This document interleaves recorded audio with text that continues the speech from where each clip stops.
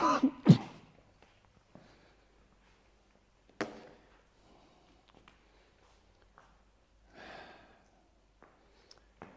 been waiting for this day for years. I thought maybe it would never come. I've had so many setbacks, but I'm so excited to finally be here with you on what is a truly momentous day to share something that I think really is unbelievable. The latest art material that we've liberated, something so powerful that we've been working on for so long. But before I show you that, I want to tell you a little story. You see, in an artist's lifetime, if you get to make one truly great thing and share it with other artists, it's an unbelievable moment. If you manage to make two, it's weird and quite extraordinary. But tonight, I'm going to share with you the third thing that we've made, something that most of the labs and the geeks told us was completely and utterly impossible. But before I delve into that, I want to tell you a little bit about something that's inspired us for a long time. You see, it goes like this. When you think about paint, you have ordinary paints. Ordinary paints, the sort of thing you use every day. You have extraordinary paints. Then you have materials that are available, easily available.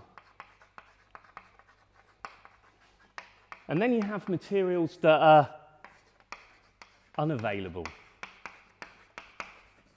Me and the guys, we think about this all day long. We're obsessed with this. So this axis here is where we like to play.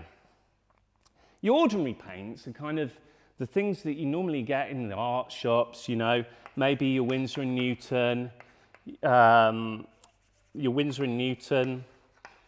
Liquitex, maybe even things that you're used to buying from Poundland or Hobbycraft.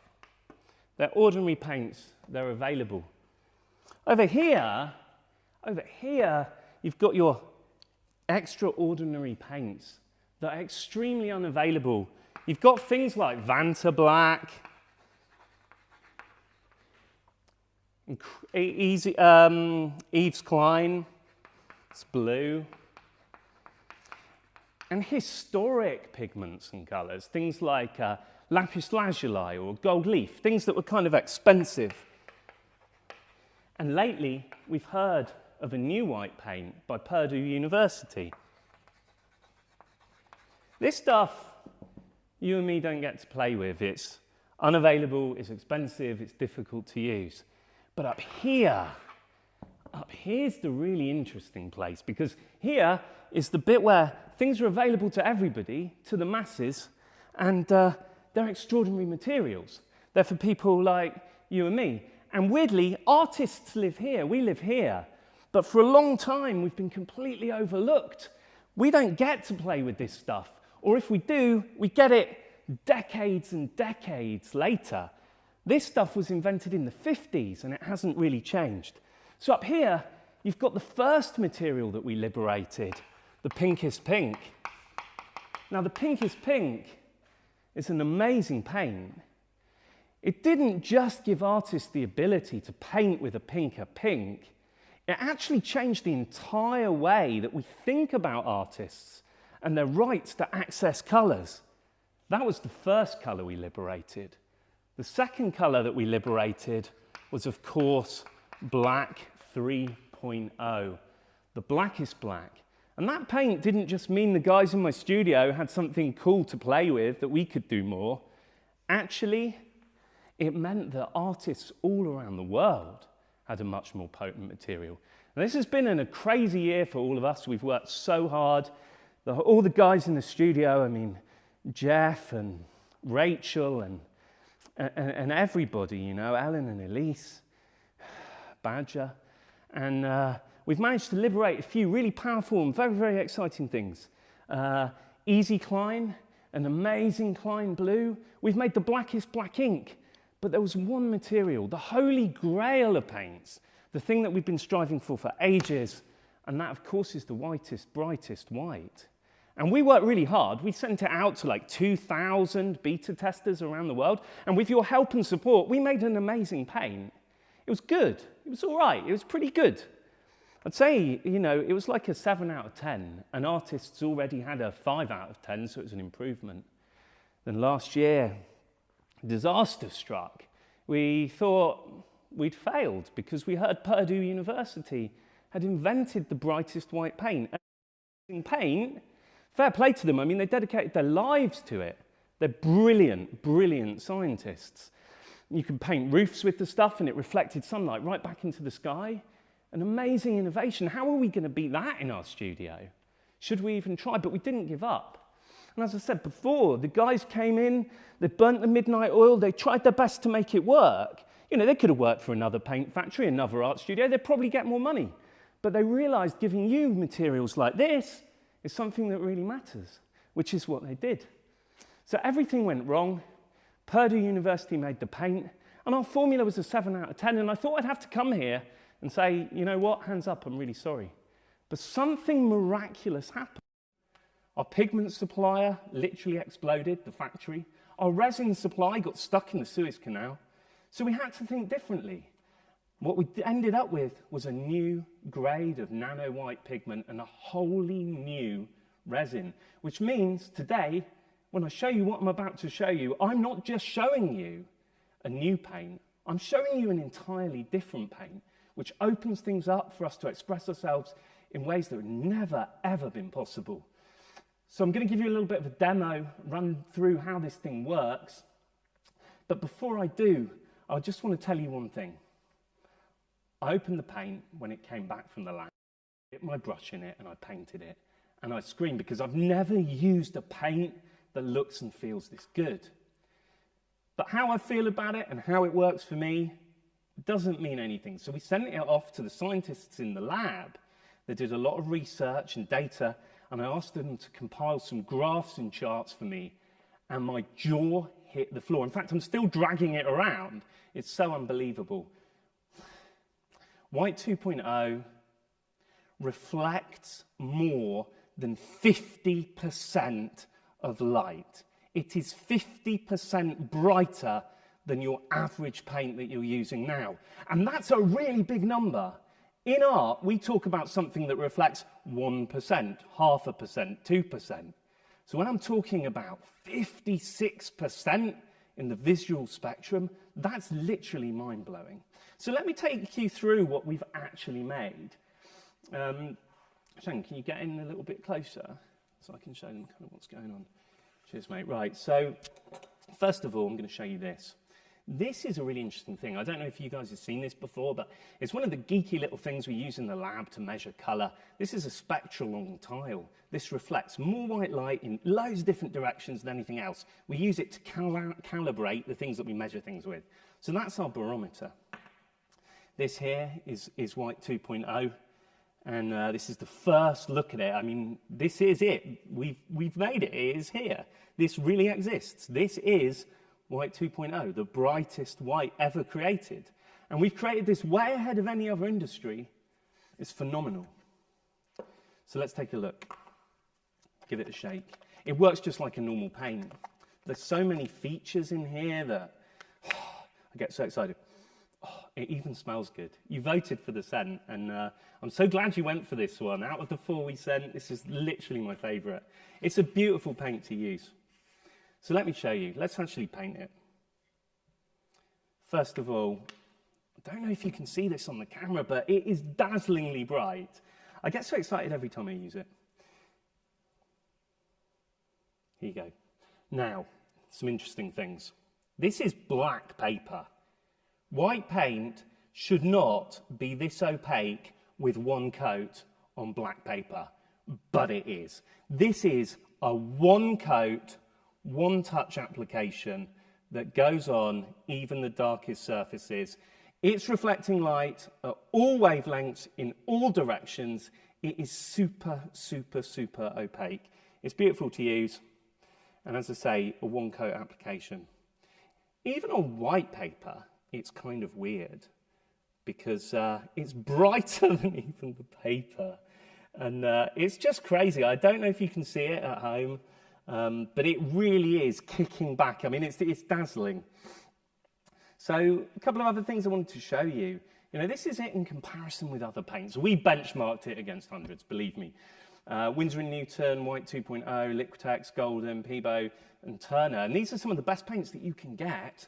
But here you can see, with just one coat, White 2 is doing everything you want it to do from a paint. It is absolutely lovely. There's a couple of tests I really like to do.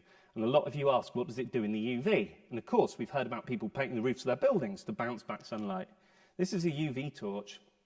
And you'll see, that's Winsor & Newton, kicks back a bit of UV, but the minute you put it on White 2, you can see just how powerful those optical brighteners we've put in there and what that pigment mix is doing. And I don't know if it comes across on the screen, but when you try this, you'll know for yourself. I had to show you the ball test. We always do a ball test. So White 2 and your standard best-selling white paint, and the results are astonishing. You can literally see it with your naked eyes. So that's essentially what I need to show you. The big news is, right now, artists from all around the world can access White 2.0. We've made it and it's ready. It's $19.99 and it's available right now from culturehustle.com. And as always, I can't wait to see what you make with this stuff. I'm so pleased we got there. If you've got any questions, I'd be so happy to take them. Yeah, I have a question. Okay. Did the lucky accident, Yeah. or the lucky accidents, a series of lucky accidents that allowed you to make White 2, did that give you sort of more information about how you might make other paints? Is it Yeah. did it sort of change the way you think about making paints? Yeah, so the question is, did the happy accident help us think and learn other things about how to make paints for the future? Absolutely, because the thing is, when you're making these game-changing materials, you're always absolutely breaking the rules. You're doing things that you're not allowed to do. When we made Black 3, all the labs, they told us you can't make paint like this. And certainly, if we'd have approached making White 2 the way we thought, we'd have never got there. So it happened by mistake. But you're right, it's opened up a whole new type of paint technology. Super opaque, instant recoat, beautiful acrylics like we've never had. So I think it's opened up a whole new chapter for paint. Just going to see if we've got any questions from those watching at home. Okay. Izzy Paints 66. Is it really that white? I can't really be 50% brighter than a regular white paint, can it? Yeah, it really is. I couldn't believe it either, but it really, really is. It's extraordinarily white. India is an artist. Why has the development of White 2 been so important to you, and why do you think it will change the game for artists out there? That's a big question, India. It's important to me for loads of reasons, because I think white paint is the fundamental paint in all our sort of toolboxes. It's the building block of most of our work. There's also a huge race on for it, and a lot of big corporates and labs are trying to get into that space and sort of privatize it before anybody else. I knew it was possible. I wanted to share it. But more than that, I know it will really help artists express themselves in new ways. And it's something that I'm pleased we pulled off, because, as I say, we worked so hard for so many years to get there.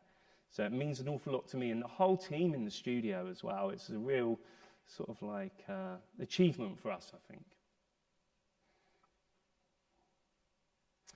Okay, Sonia Ludwig. First the blackest black, now the brightest white. What's next? I think, in all honesty, what's next might be a good rest for me and the team.